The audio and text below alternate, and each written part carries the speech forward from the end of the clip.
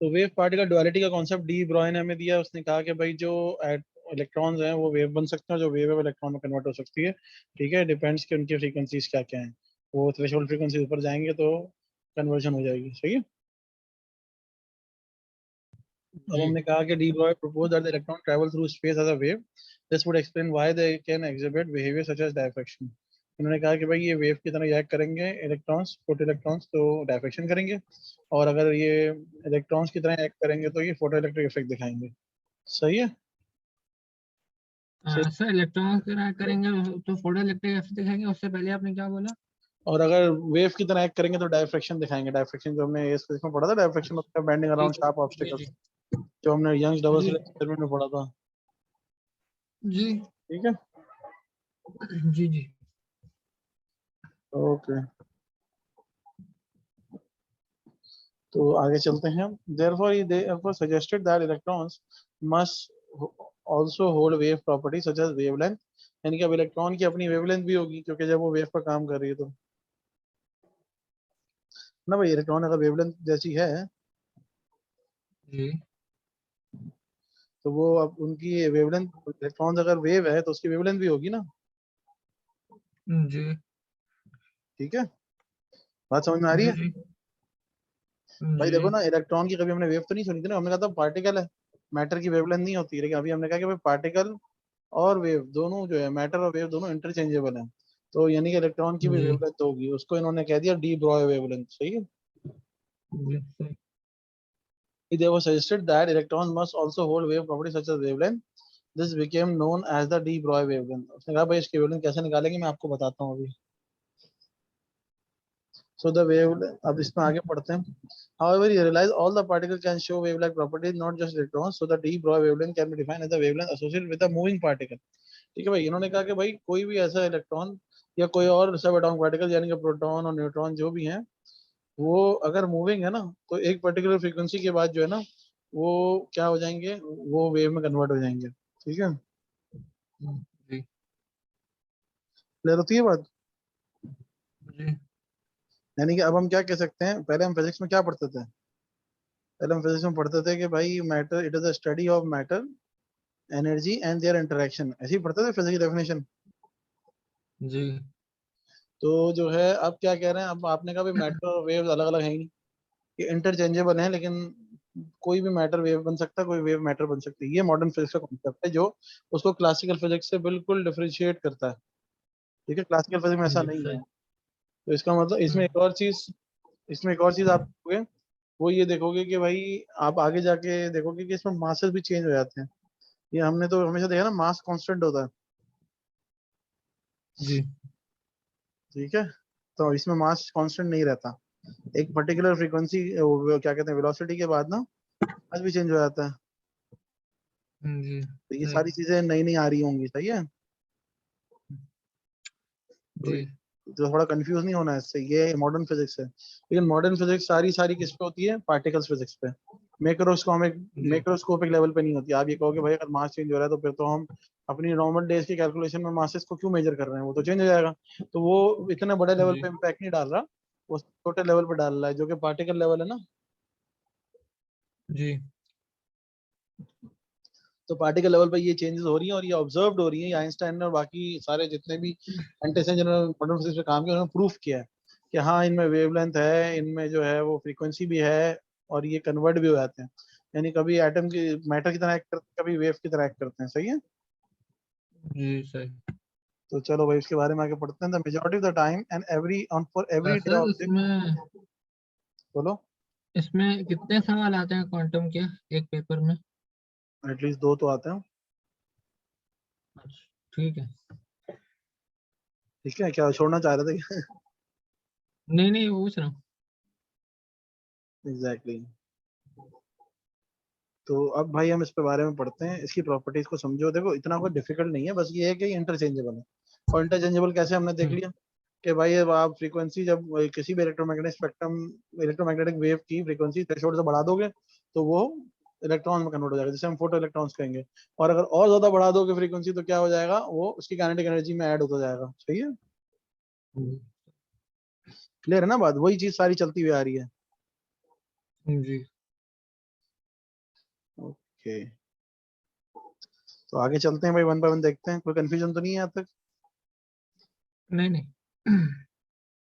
Okay, so majority of the time and for everyday objects traveling at normal speeds, the de Broglie wavelength is far too small for any quantum effects to be observed. देखो अभी मैंने क्या कहा था कि बहुत छोटे objects के ऊपर ही सारी ऑब्जर्वेशन हमने देखी है, बड़े ऑब्जेक्ट्स पे नहीं होंगे, जो नेकेड आई से हम देख रहे हैं ना, उन पे इनका इफेक्ट नजर भी नहीं आएगा। अगर हम कहते हैं है भी तो जी नजर नहीं आएगा, इसलिए हम इसको क्लासिकल फिजिक्स में काउंट नहीं करते, हम इसको सिर्फ मॉडर्न फिजिक्स में पार्टिकल लेवल पे ही देखते हैं, ठीक है। सही। A typical electron in a metal has a de Broglie wavelength of about 10 nanometer. 10 nanometre बहुत बहुत छोटी वेवलेंथ है। एक टिपिकल इलेक्ट्रॉन होगा ना, जो कन्वर्ट होगा वेव में, तो उसकी कितनी वो होगी वेवलेंथ? 10 नैनोमीटर की मिनिमम, और भी छोटी होती जाएंगी, ठीक है। therefore क्वांटम मैकेनिकल इफेक्ट, इसको क्वांटम मैकेनिक्स कहते हैं, ठीक है। क्वांटम मैकेनिक्स क्यों कहते हैं? कि क्योंकि क्वांटम का मतलब ये है कि एनर्जी फिक्स्ड एनर्जीज चल रही है, और मैकेनिक्स क्यों कहते हैं? क्योंकि मूवमेंट हो रही है ना, काइनेटिक एनर्जी चेंज हो रही है, तो जी मैकेनिक्स तरह की, तो अभी हम फील्ड पढ़ रहे हैं, इसको हम कहते हैं क्वांटम मैकेनिक्स, सही है। सही। For quantum mechanical effects will be only be observable when the width of the sample is around the value. अब देखो, अब इन्होंने फिक्स कर दी बात, उन्होंने कहा भाई 10 नैनोमीटर की वेवलेंथ होगी हर इलेक्ट्रॉन की, तो अगर आपको किसी भी ऑब्जेक्ट के अंदर अगर क्वांटम मैकेनिकल इफेक्ट देखना है, ये वाला इफेक्ट जो conversion of wave and electron, तो उसका साइज फिर इतना ही होना चाहिए, इससे कम होना चाहिए। अगर 10 नैनोमीटर से ऊपर की कोई चीज है तो उसमें फिर आप ये इफेक्ट्स नहीं देखोगे, नजर नहीं आएंगे। तो यानी कि हमारी वाली बात सही है कि क्लासिकल फिजिक्स अलग हम क्यों पढ़ रहे हैं, क्योंकि वो इतने बड़े ऑब्जेक्ट्स पे होती है कि उनके अंदर इतनी छोटी लेवल की चीज दिखती ही नहीं है, ठीक है। जी सही। यहाँ तक कॉन्सेप्ट क्लियर है? जी Okay, the electron diffraction tube can be used to investigate how the wavelength of the electron depends on their speed. Electron diffraction tube है, उससे आप देखोगे कि भाई वेवलेंथ इलेक्ट्रॉन की जो है वो स्पीड पे किस तरह का इफेक्ट डाल रही है। भाई हमें तो पता है ना, v equal to F lambda होता है, जी वेव की स्पीड का फॉर्मूला जो है, किसी भी वेव की स्पीड का formula v equal to F जी लैम्डा जी होता है। तो लैम्डा से जी जी डायरेक्टली प्रोपोर्शनल होगी ना स्पीड, ठीक है। जी तो the smaller the radius of the rings, the smaller the de Broglie wavelength of the electron, ठीक है भाई। जितना स्मॉलर रिंग्स बन रहे होंगे, जो पीछे देखा था हमने डायफ्रेक्शन की रिंग्स बन रही थी, जितनी स्मॉलर रिंग्स होंगी तो उतनी स्मॉल वेवलेंथ होगी, ठीक है, उतनी हाई फ्रीक्वेंसी होगी। सही। So as the voltage increase the energy of the electron increase, voltage increase करने से क्या होगा? इलेक्ट्रॉन की एनर्जी और स्पीड दोनों इंक्रीज होगी, हाई एनर्जी इनको मिलती रहेगी ना। जी and the radius of the diffraction pattern decreases, क्यों? हमने देखा था कि भाई वो रिंग्स जितनी करीब होंगी उतनी स्ट्रॉन्ग फील्ड होगी, जैसे इलेक्ट्रिक फील्ड में हम देखते हैं। जी तो जितनी हाई वोल्टेज दोगे उतनी स्ट्रॉन्ग फील्ड होगी, तो उतना छोटा रेडियस बनेगा। जो आपकी रिंग्स बन रही थी, कल हमने देखा डायफ्रेक्शन पैटर्न की, कि एक इलेक्ट्रॉन को फायर जी करवाया 5000 वोल्ट से, तो स्क्रीन पे जाके एक डायफ्रेक्शन पैटर्न की रिंग्स बन गई। तो रिंग्स जितनी ज्यादा छोटी रेडियस की होंगी, इसका तो उतनी स्ट्रॉन्गर फील्ड होगी, और जितनी दूर होंगी उतनी बड़ी रेडियस की होंगी तो स्ट्रॉन्ग वीकर फील्ड होगी, सही है। जी this shows that the speed of the electron increases, the de Broglie wavelength of the electron decreases, inversely proportional है स्पीड और वेवलेंथ। अब क्या हुआ, वैसे नॉर्मली वेव में क्या होता है, वी एफ लैम्डा होता है। डी ब्रॉय में क्या है? डी ब्रॉय में ऐसा नहीं है, डी ब्रॉय में जो है वो उल्टा है। This show the speed of the electron increases, the de Broglie wavelength of the electron decreases, ठीक है भाई। यहाँ पर वेवलेंथ छोटी हो जाएगी, क्योंकि यहाँ रिंग छोटी होगी, रिंग छोटी में wavelength decreases and speed increases, ठीक है। क्लासिकल जी फिजिक्स में क्या होता था, वी एफ लैम्डा होता था, वहां पर ये होता था कि भाई वी इज डायरेक्ट जी प्रोपोर्शनल टू लैम्डा। यहाँ पे V is not direct proportional to lambda, okay. यहाँ वी इज इनवर्सली सही। Proportional to lambda. तो जितनी हाई स्पीड होगी इलेक्ट्रॉन की, उतनी वेवलेंथ ज्यादा होगी, और जितनी लो स्पीड होगी उतनी वेवलेंथ कम होगी। सॉरी, जितनी लो स्पीड होगी उतनी वेवलेंथ सर ज्यादा होगी। उल्टा नहीं होना चाहिए। उल्टा उल्टा, सॉरी, जी गलती से मैंने बोल दिया। जितनी हाई स्पीड होगी उतनी छोटी वेवलेंथ होगी, क्योंकि हाई स्पीड में छोटी रिंग्स बन रही होंगी, और जी जितनी लो स्पीड होगी ना, उतनी बड़ी वेवलेंथ होगी, तो उतनी बड़ी बड़ी उसकी रिंग्स बन रही होंगी। तो रिंग्स कब बनेंगी बड़ी? जब सही। वेवलेंथ बड़ी होगी, और वेवलेंथ बड़ी होगी तो स्पीड कम हो जाएगी, ठीक है। सही। आई एम ग्लैड कि तुमने उस मेरे एक स्लिप ऑफ टंग को जल्दी से पकड़ लिया, तो तुम्हारा कॉन्सेप्ट सेट हो रहा है। जी calculating the de Broglie wavelength, अब कैलकुलेट कैसे करते हैं? Using the idea based upon the quantum theory and the Einstein theory of relativity. Einstein की थ्योरी ऑफ रिलेटिविटी को तुम्हारे अभी कोर्स में नहीं है, लेकिन उसका एक आइडिया है। आइंस्टाइन ने थ्योरी ऑफ रिलेटिविटी दी थी, जिसकी बेसिस पे इन दोनों ने कैलकुलेशन की थी मिलके। एक प्लांक्स की क्वांटम थ्योरी है, आइंस्टाइन की थ्योरी ऑफ रिलेटिविटी है। So the de Broglie suggested जी that the momentum of a particle and its associated wavelength are related by this equation. ठीक है, इनका रिलेशन क्या है? जी lambda equal to H upon P. P क्या है? पी होता है मोमेंटम, पता है ना, मोमेंटम होता है M into V. M into V. जी तो इसने कहा कि भाई इस inversely lambda is inversely proportional to momentum, और मोमेंटम में क्या आता है? वेलोसिटी आती है. तो यानी कि वेलोसिटी स्पीड से इनवर्सली प्रोपोर्शनल है लैम्डा. यानी कि इसने कहा कि भाई जी lambda into P is equal to H, Planck's constant के इक्वल होगा अगर आप लैम्डा को पी से मल्टीप्लाई कर दोगे तो. सही है, और ये सही दोनों आपस में इनवर्सली जी प्रोपोर्शनल. ओके, मोमेंटम की वैल्यू डाली हमने p इक्वल टू mv. ठीक है, d Broglie wavelength can be related to the speed of the moving particle by equation lambda equal to h upon mv. Since kinetic energy is equal to half mv square, momentum and kinetic energy can be related by this equation. कि भाई आपने कहा कि भाई अगर आप kinetic energy निकालना चाह रहे हो तो वो है p square upon 2m. Half mv square है, आपने क्या जी किया यहाँ पर? v को स्क्वायर किया. दोनों चीजों को स्क्वायर करना पड़ेगा ना आपको. फिर अगर आप यहाँ पर जी मल्टीप्लाई डिवाइड करोगे, इसको हाफ mv स्क्वायर बनाओगे, यानी कि समझो mv को वहां ले गए, लेमडा को नीचे ले आए. ठीक है, या तो आप नहीं, ये वाला तो वो नहीं है, दूसरा ये अगले स्टेप में होगा. यहाँ पे हमने क्या किया? हमने पीछे से मोमेंटम निकाला था, मोमेंटम की वैल्यू में पुट कर दी कि भाई E equals to P square upon 2m. तो यहाँ से पी आपका निकला under root 2 me. Kinetic energy into mass into 2 का अंडर रूट लिया तो आपको मोमेंटम मिल जाएगा. ठीक है, सही है सर ये मोमेंटम का फॉर्मूला है आपका. P equals to under root 2m E. E क्या है? आपकी काइनेटिक एनर्जी है. ठीक है, सही combining this with the de Broglie equation gives a form which relates the de Broglie wavelength of a particle to its kinetic energy. अब आपने क्या किया? मोमेंटम की वैल्यू काइनेटिक एनर्जी की फॉर्म में निकाल के यहाँ पे पुट कर दी. तो h अपॉन रूट 2me. सही है, तो आपने देखा कि काइनेटिक सही एनर्जी से भी इनवर्सली प्रोपोर्शनल है. क्यों? काइनेटिक एनर्जी खुद हाफ mv स्क्वायर है. ठीक है, तो काइनेटिक जी एनर्जी भी इनवर्सली प्रोपोर्शनल होगा क्योंकि v से जी इनवर्सली प्रोपोर्शनल है. तो lambda is equal to de Broglie wavelength है जो है मीटर में होगी, प्लांक्स कांस्टेंट जूल सेकंड में होगा. मोमेंटम काइनेटिक एनर्जी उसका है किसी भी इलेक्ट्रॉन का, वो किस में होगा? केजी इंटू मीटर्स पर सेकंड. और एनर्जी जो है काइनेटिक एनर्जी वो जूल में होगी, मास जो है केजी में होगा, स्पीड जो है मीटर पर सेकंड में होगी. ठीक है, तो फॉर्मूला सही याद रखना बहुत जरूरी जी है. हम्म अब कहते हैं वर्क एग्जांपल है, proton and electron are each decelerated from the rest through the same potential difference. Proton and electron दोनों को पोटेंशियल डिफरेंस दिया same. Determine the ratio of the de Broglie wavelength of the proton and de Broglie wavelength of the electron. मास दोनों के लेने होंगे. मास of proton 1.6 10 power minus 27 kg. Mass of electron जो 9.11 10 power minus 31 kg. सही है, जी given होता है वैसे पेपर में आपको. सही है, यहाँ भी दिया हुआ है. जी अब यहाँ पे आपने क्या करना? डी ब्रॉग वेवलेंथ निकालनी है. डी ब्रॉग वेवलेंथ निकालने के लिए आपको क्या चाहिए होगा? आपको मास गिवन है, एनर्जी आपको गिवन है, सेम पोटेंशियल डिफरेंस है. ठीक है, तो आपको वी की फॉर्म में एनर्जी कहाँ गिवन है एनर्जी गिवन नहीं है, एनर्जी गिवन नहीं है. तो यहाँ पे आपको जो है वो फिर इनवर्सली प्रोपोर्शनल करके ग्राफ दिखाना होगा क्योंकि आपके मासेस कैंसिल आउट हो जाएंगे. एनर्जी का आपको रेशो बनाना होगा आपके पास, क्योंकि वैल्यू सिर्फ उसकी फॉर्म में है, क्या कहते हैं, मास के फॉर्म में. तो मास के रेशो बन जाएंगे आगे जाके. देखो दोनों के हाफ एम स्क्वायर लगाओगे. हेलो, जी जी तो जो रेशो जो है ना वो मासेस के रह जाएंगे. देखते हैं कैसे. सबसे पहले कंसिडर हाउ द जी proton electron can be related by their masses. The proton and electron are accelerated to the same potential difference, therefore they both have the same kinetic energy. क्योंकि जब पोटेंशियल डिफरेंस आप लोगे, potential difference है direct proportional to the kinetic energy. तो जितनी speed चाहिए वो potential difference से मिलेगी आपको. तो काइनेटिक एनर्जी सेम हो जाएगी. जी तो आपने कह दिया कि भाई इनको हम रिलेट करें. Right the equation de Broglie wavelength के हिसाब से h अपॉन p. ठीक है, h अपॉन p जो मोमेंटम है अंडर रूट 2me. me में e सेम है. ठीक है, 2 कांस्टेंट अंडर 2 कांस्टेंट है, मासेस अलग अलग हो जाएंगे. इसका मतलब lambda is inversely proportional to under root m. सही है, अब दोनों का सर ये नहीं रेशियो. समझ आया मुझे देखो बात ये है कि lambda is equal to h upon p है. हमने कहा कि भाई इसमें वोल्टेज सेम दिया है तो दोनों की एनर्जी सेम होगी, काइनेटिक एनर्जी. ठीक है, जी तो एनर्जी सेम होगी. मैंने कहा कि एनर्जी सेम है तो एनर्जी को कांस्टेंट ले लेते हैं, डिवाइड करेंगे तो कट जाएगी. इसी तरह अंडर रूट 2 जो है वो भी कांस्टेंट है, वो भी कट जाएगा. तो क्या रहेगा? Lambda is inversely proportional to 1 upon under root m. ऐसे ही है, जी क्योंकि एच से कट जाएगा, अंडर रूट 2 अंडर रूट से कट जाएगा, क्योंकि हम रेशियो ले रहे हैं ना दोनों वेवलेंथ्स का.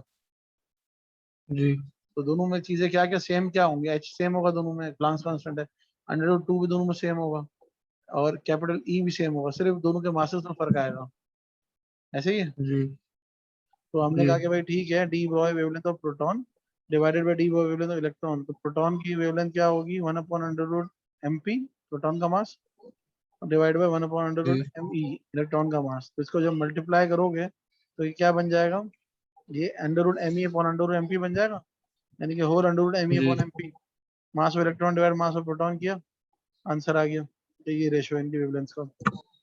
इसका मतलब है सही। कि भाई जो इलेक्ट्रॉन की वेवलेंथ है वो प्रोटॉन से 2.3 टाइम्स वो है, स्मॉलर है, 2 × 10⁻² है ना। जी अगर +2 होती तो ये ग्रेटर होती। This means that the de Broglie wavelength of the proton सही is 0.023 times smaller than that of electron, ठीक है। सही। D Broglie wavelength of electron is about 40 times larger than that of proton, 40 times larger क्यों, अ, idea दो, कैसे बदला 40 time वो large. वाला जैसे क्या कहते हैं उसको। इसको 1 अपॉन कर दो तो 40 टाइम्स आ जाएगा, जी जी जी सही। ठीक है। जी अब हम बात करते हैं एटॉमिक एनर्जी लेवल्स पे। एटॉमिक एनर्जी लेवल्स क्या होते हैं, आपने देखा होगा कि एक एटम है वो अपने ग्राउंड स्टेट में, ग्राउंड स्टेट समझते हो, जी शायद। ये है न्यूक्लियस, इसके अराउंड एनर्जी लेवल्स हैं, ठीक है। एक इलेक्ट्रॉन जो है वो यहाँ है, यहाँ से जंप करके यहाँ चला गया, ठीक है, जी फिर यहाँ चला गया, जी ये बेसिकली एनर्जी लेवल्स में मूवमेंट है, ये एटॉमिक एनर्जी लेवल्स कहलाते हैं। अच्छा, ये थियरी ये कहती है कि भाई अगर ये एक ऊपर चला गया फिर वापसी नीचे आया ना, तो नीचे आने में ये आपको एक फोटोन देगा एनर्जी की फॉर्म, क्योंकि एनर्जी लेके ऊपर गया है ना, जब नीचे आएगा तो आपको जी एनर्जी देगा, एक्सोथर्मिक होगा, ठीक है ना। तो सही। तो वापसी आते हुए एनर्जी देगा ना, ये फोटोन की फॉर्म में देगा आपको, सही है। अब नहीं समझ आया। भाई आपने एनर्जी दी इलेक्ट्रॉन को, लोअर, देखो ये लोअर एनर्जी लेवल है, फिर ये L1 जी L2 हायर एनर्जी लेवल है, L2 इससे भी हायर एनर्जी लेवल है, एंड सो ऑन, ठीक है। जी जितना न्यूक्लियस से दूर जाओगे उतनी हाई एनर्जी लेवल पे जाते जाओगे, सही है। सही है। तो आपने जब लोअर एनर्जी से L1 से L3 तक लेके तो आपने एनर्जी दी होगी ना इसको, जी तो अब आप इसको छोड़ दो, एनर्जी देना छोड़ दो, तो ये वापसी आ जाएगा नीचे वाले लेवल पे। ये इसी तरह है कि किसी चीज को हवा में उठा के लेकर छोड़ दिया, वापस जमीन पे गिर जाएगा, जी क्योंकि न्यूक्लियस से तो इसकी अट्रैक्शन है ना, न्यूक्लियस में पॉजिटिव है, जी प्रोटॉन है, और ये खुद जी इलेक्ट्रॉन है, नेगेटिव है, तो ये जब छोड़ोगे ऊपर ले जाके तो वापसी नीचे आएगा। जी जब नीचे आएगा तो एनर्जी वापस करेगा ना, कुछ एनर्जी लेके ऊपर गया था वापस आएगा तो नीचे, देखो हर लेवल में एनर्जी फिक्स है। अगर ये L3 की एनर्जी L2 से ज्यादा है तो L2 में जाने के लिए इसको एनर्जी बाहर करनी पड़ेगी ना।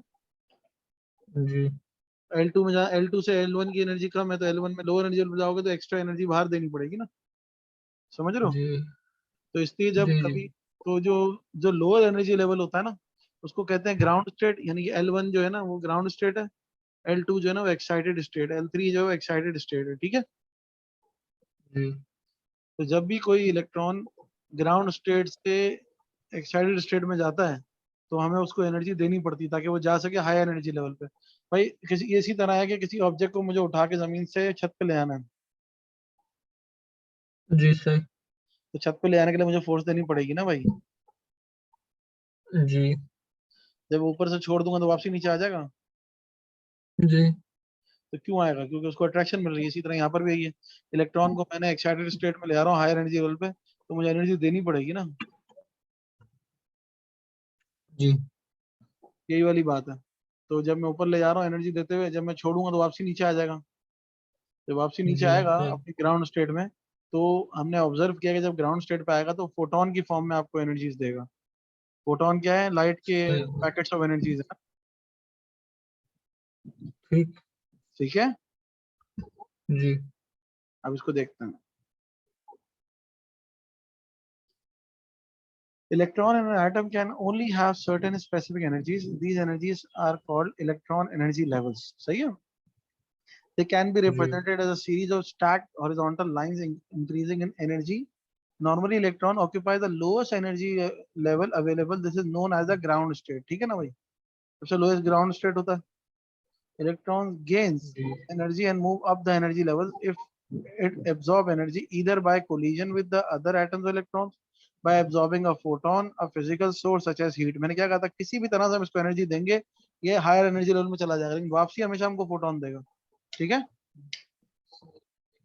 So this is known as excitation. And when electrons move up an energy level, they are said to be in an excited state. ठीक है. जी जब मैंने कहा ना ग्राउंड लेवल से एक्साइटेड स्टेट में जाएगा, तो हम क्या कहेंगे भाई, इसमें एक्साइटेशन हुई है इसलिए एक्साइटेड स्टेट पे चला गया. पहले ग्राउंड पे था, अब एक्साइटेड स्टेट पे चला गया, एनर्जी लेके ऊपर चला गया. ठीक है. जी सही सर. जी If the electron gains enough energy to be removed from the atom entirely, this is known as ionization. यानी कि अब आपने इतना ऊपर ले गए, इतनी एनर्जी दे दी कि एटम से ही बाहर निकल जाए इलेक्ट्रॉन, तो उसको हम कहेंगे आयनाइजेशन. कि आपने आयोनाइज करवा दिया, इलेक्ट्रॉन ट्रांसफर करा दिया किसी और में. ठीक है ना, जो हमारी केमिकल जी रिएक्शन होते हैं उनमें यही होता है ना, इलेक्ट्रॉन मूव हो जाते हैं, जी हम कहते हैं आयोनाइज हो गए ना. जी ठीक है. जी जी अब यहाँ पर क्या हो रहा है, जो रिंग्स मैंने एनर्जी लेवल के रिंग्स बताए थे ना, उसको एक लाइंस की फॉर्म में बता दिया. जैसे ये ग्राउंड स्टेट है, नंबर 1 एनर्जी लेवल, इस पे था -13.6 इलेक्ट्रॉन वोल्ट की एनर्जी. अब ये इलेक्ट्रॉन एनर्जी ट्रांजिशन है कि आपने इसको एनर्जी दी सेकंड स्टेट को ले आए. ये इसका एक्साइटेड स्टेट है, जी फर्स्ट एक्साइटेड स्टेट. यहाँ पे थी -3.40 इलेक्ट्रॉन वोल्ट, तो इससे ज्यादा हो गई ना.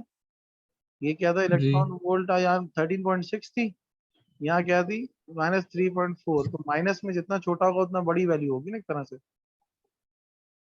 जी तो -2 इज लार्जर देन -4, राइट. जी तो इसी तरह यहाँ पर क्या था भाई, यहाँ -13 था, लेकिन -3 इससे बड़ी स्टेट करा रही है. एक्साइटेड स्टेट तो माइनस में छोटा है ना, माइनस में छोटी वैल्यू तो बड़ी होती है ना. जी तो आप और ऊपर ले गए, तो -1.51, फिर -0.85, -0.54, फिर 0 इलेक्ट्रॉन वोल्ट. ये आयनाइजेशन लेवल हो गया. यहाँ पर से बाहर आ जाएगा, एटम से ही बाहर आ जाएगा. ठीक है. सही. जी तो दो एनर्जी लेवल्स के डिफरेंस ऑफ एनर्जी यहाँ दिखा रहे हैं हम. ये देखो वेव है ना, ये वेव क्या है, इलेक्ट्रोमैग्नेटिक वेव है, फोटोन की फॉर्म में. फोटोन क्या है, इलेक्ट्रोमैग्नेटिक वेव है ना, पैकेट्स ऑफ एनर्जीज है ना. जी ठीक है. तो ये जी हर जी दो एनर्जी लेवल्स के बिटवीन दिखाई. देखो इमिटेड फोटोन क्या है भाई, ये 0 ग्राउंड स्टेट से फर्स्ट एक्साइटेड स्टेट के बिटवीन जितना एनर्जी डिफरेंस होगा ना, सही है, उसके अगेंस्ट एक फोटोन निकल रहा होगा. सही है. जी जी तो कहते हैं electron energy levels in atomic hydrogen. photons are emitted when an electron moves from higher energy state to a lower energy state. जो मैंने बताया था कि जब हायर से लोअर में वापसी आएगा तो फोटोन निकलेंगे. ठीक है ना. जी तो ये हाइड्रोजन के एटम की एग्जांपल थी. सही. अब आता है लाइन स्पेक्ट्रा. लाइन स्पेक्ट्रा क्या होता है कि लाइन स्पेक्ट्रा में हम देखेंगे कि भाई कोई एक ऑब्जेक्ट है, वो कितनी लाइंस की एनर्जीज को अपने अंदर रिफ्लेक्ट करवाता है, कितनों को नहीं करवाता. जैसे हमने प्रिज्म में देखा था कि एक व्हाइट लाइट होती है, उसमें 7 कलर निकलते हैं. जी तो इस तरह अगर सोडियम की लाइट होगी तो उसमें से कितने कलर निकलेंगे, ये सोडियम बताएगा. तो अभी देखते हैं लाइन स्पेक्ट्रम क्या जी होता है. Line spectra is a phenomena which occurs when the excited atoms emit light of certain wavelength which corresponds to a different color. ये हम कह रहे हैं कि भाई क्या हो रहा है, जब एक्साइटेड स्टेट से, ठीक है, आप ग्राउंड स्टेट पे आते हो ना वापस, तो आपने फोटोन इमिट करना है, जी हमने पढ़ लिया. फोटोन इमिट जी होगा तो फोटोन जरूरी थोड़ी है कोई विजिबल लाइट का फोटोन हो, या विजिबल लाइट का भी हो. सॉरी, विजिबल लाइट नहीं, मैं कहना चाहता कि फोटोन जरूरी नहीं है कि किसी रेड कलर का हो या ब्लू का हो या ऑरेंज का हो, किसी भी कलर का हो सकता है ना. इट डिपेंड्स अपॉन जी the energy, energy of that photon, कि वो किस जी एनर्जी ब्रैकेट में, किस फ्रीक्वेंसी की रेंज में आ रहा है, ताकि वो वाला कलर रिफ्लेक्ट करे. तो ये डिपेंड करता है कि आपने एटम जी किसका सर. लिया हुआ है. अभी पीछे हमने जो एग्जांपल लिया, हमने एटम ऑफ हाइड्रोजन ली थी. तो हाइड्रोजन का लाइन स्पेक्ट्रम डिफरेंट होगा सोडियम से, सोडियम का डिफरेंट होगा सल्फर से. ठीक है, वो उसका डिफरेंट होगा कॉपर से, और उसका डिफरेंट होगा आयरन से. सही है. जी सही. तो हर एटम अपना लाइन स्पेक्ट्रम में अलग कलर दिखाएगा. यही वजह है कि वो जिस कलर के दिख रहे होते हैं ना, वो उस कलर का लाइन स्पेक्ट्रम शो कर रहे होते हैं. यानी कि उस कलर की इक्वल अमाउंट ऑफ एनर्जी और फ्रीक्वेंसी को वो रिफ्लेक्ट करा रहे होते हैं. ठीक है. सही. जी ट्रांजिशन एलिमेंट्स क्यों कलर्ड होते हैं? वो इसीलिए कलर्ड होते हैं कि भाई उनका लाइन स्पेक्ट्रम जो है उस कलर को रिफ्लेक्ट कर रहा होता है, यानी कि उनकी लाइन, सही उनकी एक्साइटेड और ग्राउंड स्टेट के बिटवीन जो एनर्जी होती है वो उस कलर के अंडर फॉल कर रही होती है। सही है। जी The emitted light can be observed as a series of colored lines with dark spaces in between. These series of colored lines are called line or atomic spectrum. इसकी मैं example दिखाता हूँ तुम्हें ताकि तुम्हें ज्यादा अच्छे से नजर आए। ये देखो, हाइड्रोजन का इमिशन, ये स्पेक्ट्रम है, ठीक है। हाइड्रोजन का पूरा एटम है, इसने कौन कौन सी वेवलेंथ रिफ्लेक्ट करवाई है? 410 वेवलेंथ है नैनोमीटर पे, 434 486 और 656। इसमें कलर दिखा रहा है red, light blue, dark blue, purple, ये सारे कलर दिखा रहा है। तो ये हर एनर्जी लेवल पे अलग अलग कलर दिखा रहा है। पहले इसने रेड कलर छोड़ा, यानी कि ग्राउंड स्टेट से फर्स्ट एक्साइटेड स्टेट में गया तो रेड कलर का फोटोन दिया, ठीक है। फिर जी सेकंड, थर्ड से सेकंड में आया तो ग्रीन इसने कलर दिया। फिर फोर्थ से ग्राउंड पे आया तो इसने एक और कलर दिया। देखो ये क्या है, अब देखो ये जो रेड है ये between ground state and first energy level, ये ग्रीन जो है वो between second energy level and ground state, ये ब्लू क्या है between third energy level and ground state. हमने कहा ना कि जब भी ऊपर से नीचे आएगा तो फोटोन देगा, फोटोन देगा तो लाइट दिखाएगा। नीचे से ऊपर तो कोई भी जी एनर्जी लेके जा सकता है, लेकिन एक्साइटेड से ग्राउंड पे जब आएगा तो एक फोटोन देगा आपको। तो पहले वाली स्टेट में क्या अच्छा देगा? रेड का फोटोन देगा, दूसरे में ग्रीन का फोटोन देगा, तीसरे में ब्लू का फोटोन देगा। ये तो हाइड्रोजन का स्पेक्ट्रम है, ठीक है। सोडियम कुछ और दे रहा जी होगा, आयरन कुछ और दे रहा होगा। सही है। सही तो ये वजह है कि हमें कलर्ड चीजें कलर्ड क्यों दिखती हैं, ठीक है, ये रीजन है। सही तो इसको क्या कहते हैं? लाइन और atomic spectrum. Each element produces a unique set of spectral lines, ठीक है। हर एलिमेंट का अलग होगा, हाइड्रोजन का अलग होगा, सोडियम का अलग होगा, उसका आयरन का अलग होगा। So no two elements emit the same set of spectral lines. Therefore, elements can be identified by their line spectrum. किसी भी पूरे periodic table में किसी भी एलिमेंट का दूसरे एलिमेंट के बराबर लाइन स्पेक्ट्रम नहीं बन रहा होगा, वरना हम उनको डिफरेंशिएट ही नहीं कर पाएंगे, ठीक है। जी अच्छा, यहाँ सही पर अब हमारे पास कैटेगरी आ गई। लाइन, हमने दो लाइन स्पेक्ट्रम तो पढ़ लिया। एक लाइन स्पेक्ट्रम या एटॉमिक स्पेक्ट्रम एक ही चीज का नाम है। इसकी दो टाइप्स होती है, पहला है एमिशन स्पेक्ट्रा, दूसरा है एब्जॉर्प्शन स्पेक्ट्रा। सही है। जी तो एमिशन स्पेक्ट्रा क्या होता है भाई? स्पेक्ट्रा प्लूरल है, हाँ। स्पेक्ट्रम एक है और जी स्पेक्ट्रा बहुत सारे हैं। तो emission spectra ji is what? When electron transitions from higher energy level to a lower energy level, this results in the emission of a photon, ठीक है। हायर एनर्जी लेवल से लोअर सही पे आया, emission of photon हो गया। So each transition corresponds to a different wavelength of light and this corresponds to a line in the spectrum. कह रहा है भाई एक ट्रांजिशन, यानी जी फर्स्ट एनर्जी लेवल से नीचे आया, सेकंड से नीचे आया, थर्ड से नीचे आया, हर ट्रांजिशन, इसको ट्रांजिशन कहते हैं। हर एक जगह से एक्साइटेड स्टेट से ग्राउंड स्टेट आने को एक ट्रांजिशन कहते हैं। तो फर्स्ट से आने वाली एक ट्रांजिशन होगी, सही सेकंड से दूसरी, थर्ड से तीसरी। तो ईच ट्रांजिशन जी corresponds to a different wavelength, इसीलिए वो अलग अलग कलर की लाइट दे रहे हैं। तो हर ट्रांजिशन एक डिफरेंट वेवलेंथ के फोटोन को इमिट करेगी, इसलिए उनके लाइन स्पेक्ट्रम में अलग अलग कलर दिखेंगे। So the resulting ji emission spectra consists of a set of discrete wavelengths represented by colored lines or a black background. देखो क्या कह रहे हैं, ये यहाँ पर क्या है आपके पास? आपने कहा कि भाई emission spectra है, purple, dark blue, light blue और रेड, ये चार कलर निकले इसमें से। यानी कि चार इसके स्टेट है, इसके बाद एटम बाहर निकल जाता है हाइड्रोजन से। सही है। जी तो याद ये सिर्फ ये चार स्टेट्स हैं, तो इसके अलावा तो कोई स्टेट है ही नहीं, तो बाकी सारा एरिया ब्लैक नजर आएगा आपको। सही है। सही है तो ये हाइड्रोजन का एमिशन स्पेक्ट्रम है। हाइड्रोजन हमेशा इस तरह का स्पेक्ट्रम देगा, क्योंकि हाइड्रोजन में ये सिर्फ तीन कलर देता है और उसके बाद फिर ये खत्म हो जाता है, आयोनाइज हो जाता है। जी सही है ना। अब हमने एमिशन स्पेक्ट्रम देख लिया, इसमें सारी बातें देख ली कि भाई डिस्क्रीट, डिस्क्रीट का मतलब क्या होता है? सिंगल सिंगल, अलग अलग। ये डिस्क्रीट है, हम गिन सकते हैं ना, चार हैं, डिस्क्रीट है। कंटिन्यूस में क्या होता है? बीच में जी ब्लैक लाइन नहीं होती, एक कलर दूसरे में चेंज आएगा, दूसरा तीसरे में चेंज आएगा, तीसरा चौथे में चेंज आएगा। जैसे कंप्यूटर के अंदर कभी आप कलर सेलेक्ट करते हो एडोब फोटोशॉप वगैरह में, तो इतने सारे कलर एक साथ मिक्स हुए जी होते हैं, आपको बीच में क्लिक करना पड़ता है कहीं ना कहीं। ऐसे ही है। जी सही तो जी वो कहलाता है आपका कंटिन्यूस स्पेक्ट्रम या एमिशन स्पेक्ट्रम, वो डिस्क्रीट नहीं होता, ठीक है। सही सही एक सेकंड होल्ड करना। जी जी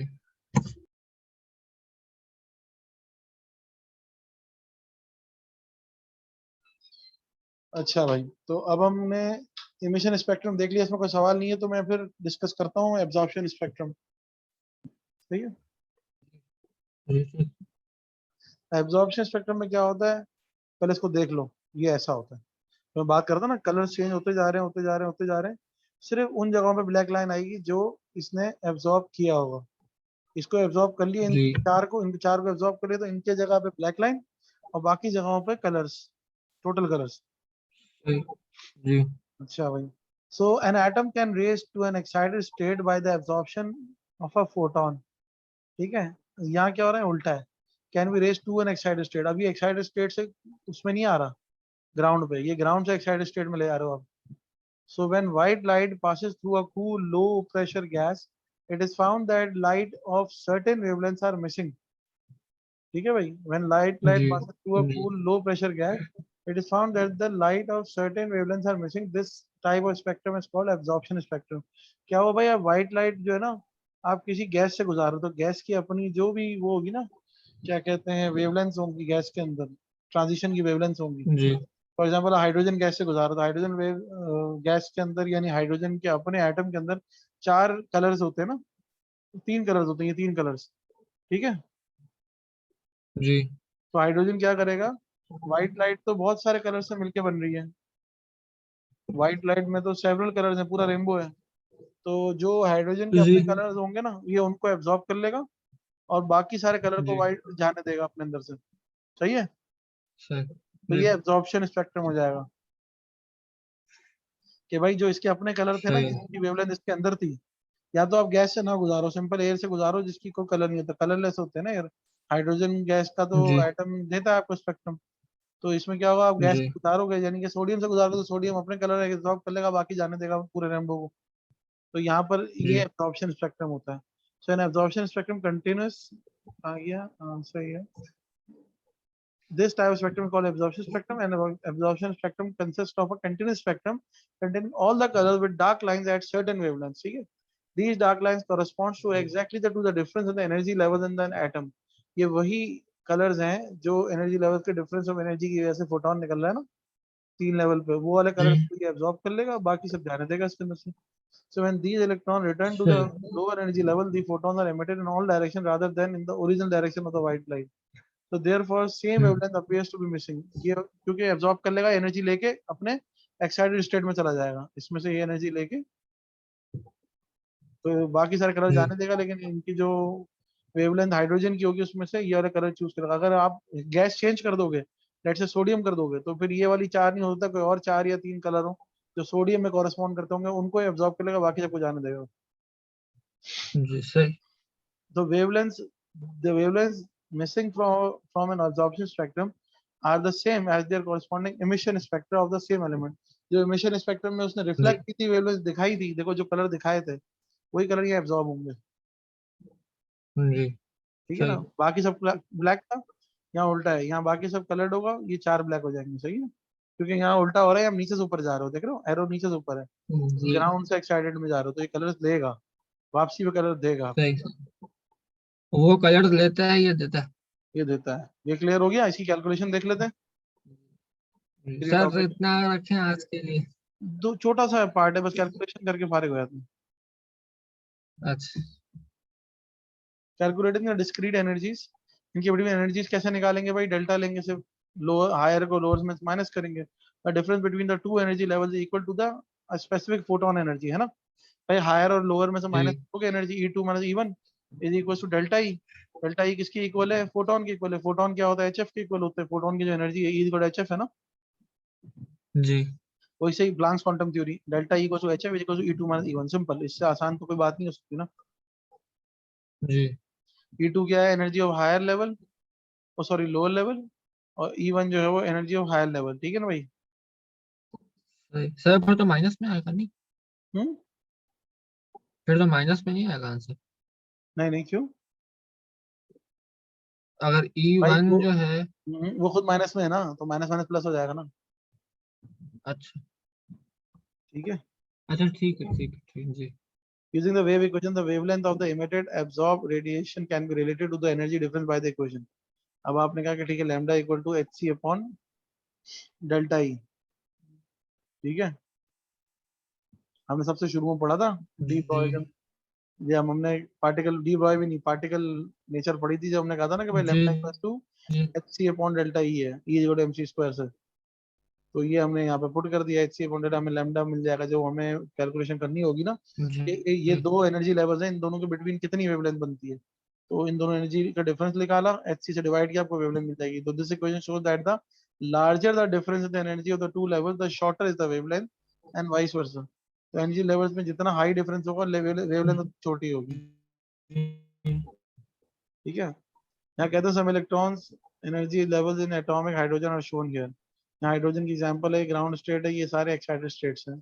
The longest wavelength produced as a result of the electron transition between the two of the energy levels is 4 in 10 power minus 6. Hello hello, आवाज आ रही है बेटा?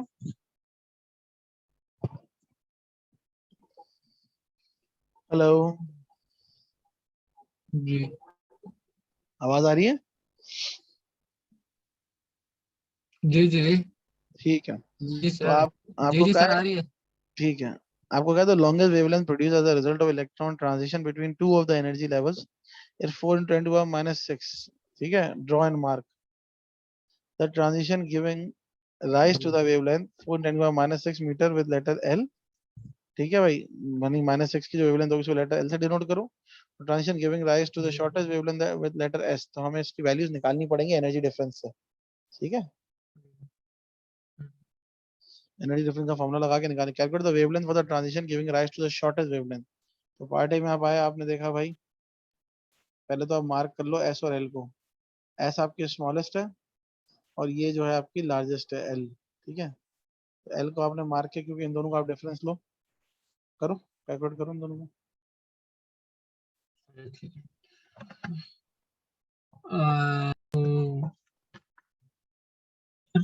फॉर्मूला वही वाला E2 minus E1।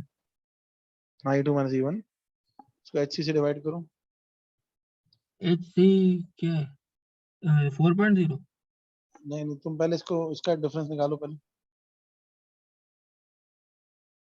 E2 minus E1 minus तो sir 0.85, minus 0.85 minus minus 0.54 करो पहले।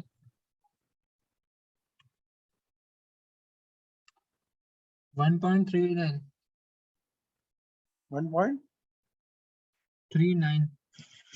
अच्छा, इसको डिवाइड करो तुम HC से। H क्या है, 6.67 into 10 to the power minus 34। 6.67 10 to the power minus 34 into C। C क्या है, 3 into 10 to the power 8।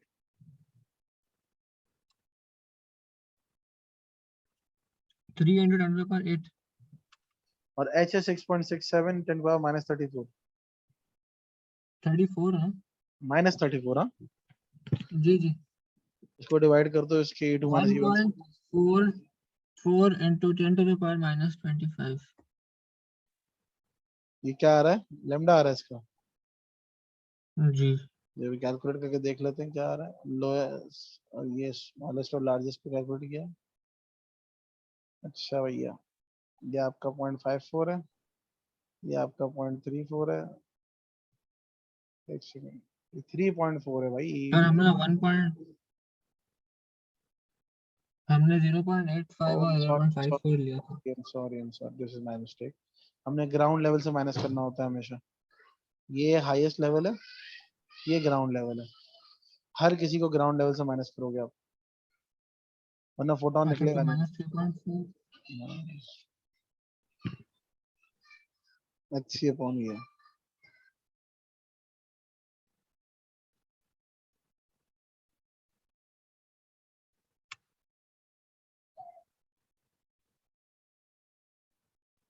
Electron volt से कन्वर्ट करना आता है, 1.69 को माइनस 19 से मल्टीप्लाई कर दोगे, इन दोनों का डिफरेंस इलेक्ट्रॉन का क्या करोगे।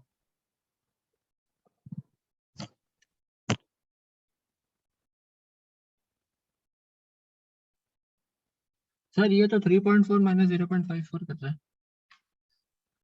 ये H है, ये C है, सही है। 3.4 माइनस 0.54 यूं कर रहा है कि ये ग्राउंड स्टेट से डिफरेंस लेते हैं ना हमेशा। ये पूछ क्या रहा है, देखो सवाल में, देखो इधर आओ, पार्ट बी में। Calculate the wavelength for the transition giving rise to the shortest wavelength. Shortest कौन सी है, एस, ये वाली। शॉर्टेस्ट वेवलेंथ कौन जी सी होगी, जितना हाई डिफरेंस ऑफ एनर्जी होगा। हाई डिफरेंस ऑफ एनर्जी किसके बिटवीन है, आखिरी वाले के और पहले वाले के बिटवीन। ठीक है, तो इसको एस मार्क कर दो, जी जैसे पार्ट ए में आपको कह रहा है। पार्ट ए में कह रहा है कि भाई transition giving rise to wavelength mark with L and transition giving rise to shortest wavelength is S.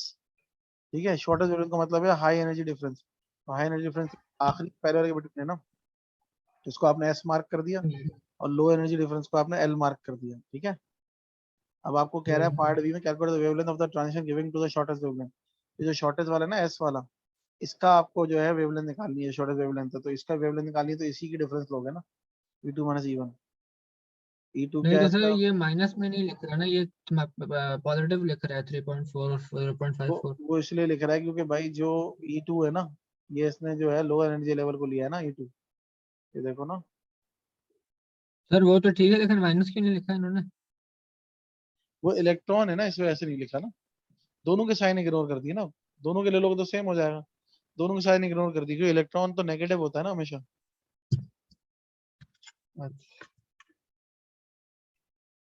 अगर प्रोटॉन होता इस जगह पे या पॉजिटिव चार्ज होता तो उसका प्लस में लेते, लेकिन ये साइन सिग्निफिकेंस कैलकुलेशन में नहीं आएगी आपके।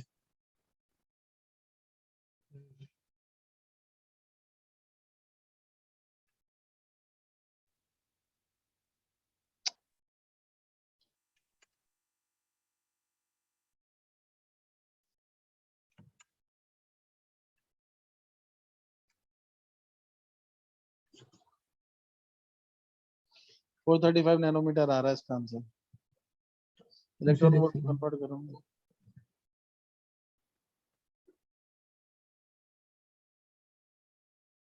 1.6 इंटू 10⁻⁻19 था ना। देखो 1.6 10 को -19 से मल्टीप्लाई करोगे इसको, डिफरेंस ऑफ एनर्जी इसको, क्योंकि एनर्जी का डिफरेंस इलेक्ट्रॉन वोल्ट में गिवन है ना सवाल के अंदर, लेकिन हमें तो मीटर में आंसर चाहिए, तो जी। मीटर में चाहिए तो इसको इलेक्ट्रॉन वोल्ट को जूल में कन्वर्ट करना पड़ेगा। 1 electron volt hmm, equals to 10.6 10 को -19 जूल। ठीक है, जी।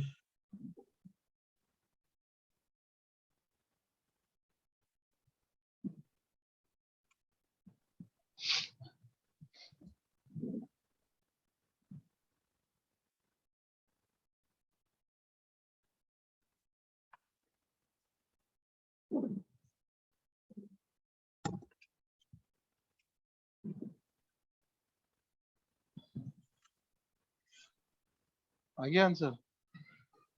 चलो एक सेकंड। उससे करो, साइंटिफिक से करो। उसी से कर रहा हूँ